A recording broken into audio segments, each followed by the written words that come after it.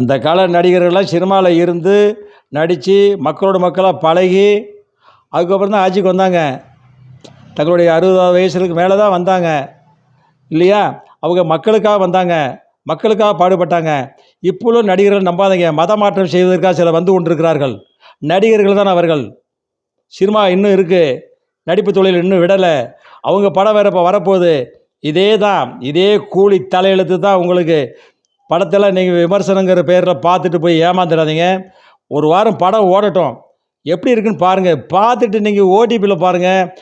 அந்த படம் தான் இப்போ எல்லாமே வந்துடுதே. இப்போ படம் வந்துருச்சுங்க, கூலி படம். எல்லோரும் டிவியில் பார்த்துட்ருக்காங்க. இப்போ மக்கள்லாம் பார்த்துட்டு இருக்காங்க. எதுக்கு போய் தேட்டரில் போய் கொடுக்குறீங்க ஐயா 1000 ரூபா அப்படின்னு மக்கள் பேசிகிட்டு இருக்காங்க. பார்த்து நடத்துங்க. தமிழ்நாட்டை இந்து தான் ஆள வேண்டும். இந்து மாநிலம் தமிழ்நாடு. மிஷினரிகளை ஆள விட்டு விடாதீர்கள், சிரமப்படுவீங்க. இது தமிழ்நாடு. அடுத்த வீடியோவில் வரேன்.